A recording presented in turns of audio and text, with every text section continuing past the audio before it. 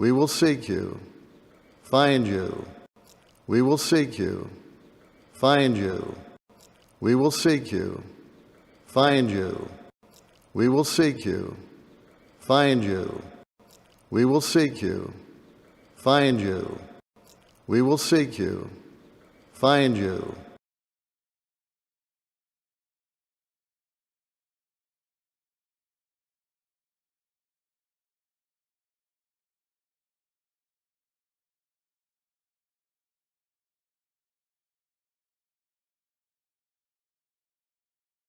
That when the first presidency and the quorum of the 12 speak with a united voice, it is the voice of the Lord.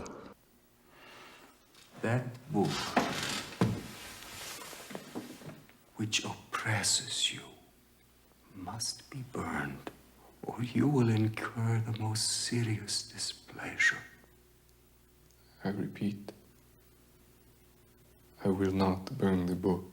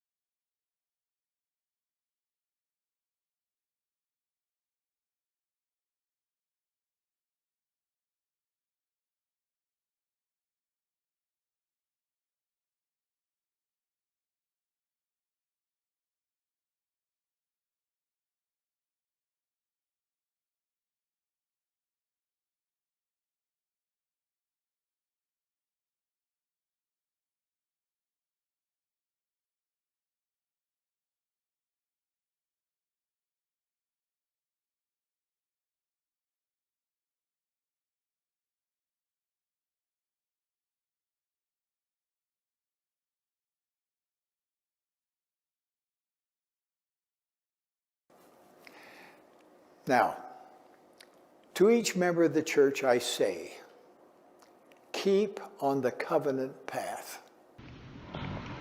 We are instructed to give unto you the law of chastity, which is that the women of God's kingdom and the men of God's kingdom shall have no sexual relations except with those to whom they are legally and lawfully wedded according to his law. Each of you bring your right arm to the square. You and each of you individually covenant and promise before God, angels, and these witnesses that you will observe and keep the law of chastity as it has been explained to you.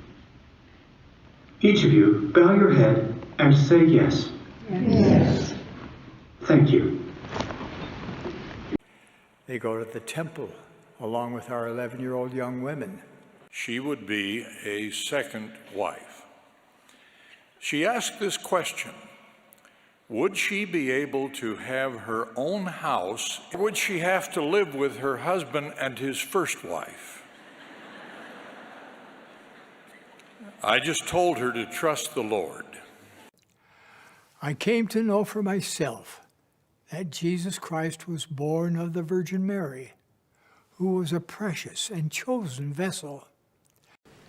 Among the most common sexual sins, pregnancy and abortion, all ugly sins, but in and of themselves, they are pernicious evils. The Lord wants all his children to partake of the eternal blessings available in his temple. He has directed what each person must do to qualify to enter his holy house. All requirements to enter the temple relate to personal holiness. To assess that readiness, each person who wants to enjoy the blessings of the temple will have 2 interviews. First, with a bishop, bishopric counselor, or branch president. Second, with a stake or mission president or one of his counselors. In those interviews, several questions will be asked. Some of those questions have recently been edited for clarity. I would like to review them for you now. Are you a full tithe payer?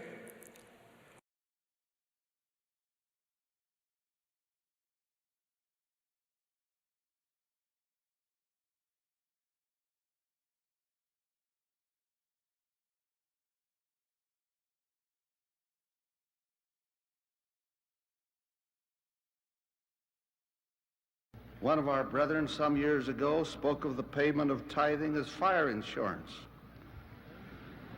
Nonetheless, the word of the Lord is clear that those who do not keep the commandments and observe the laws of God shall be burned at the time of his coming.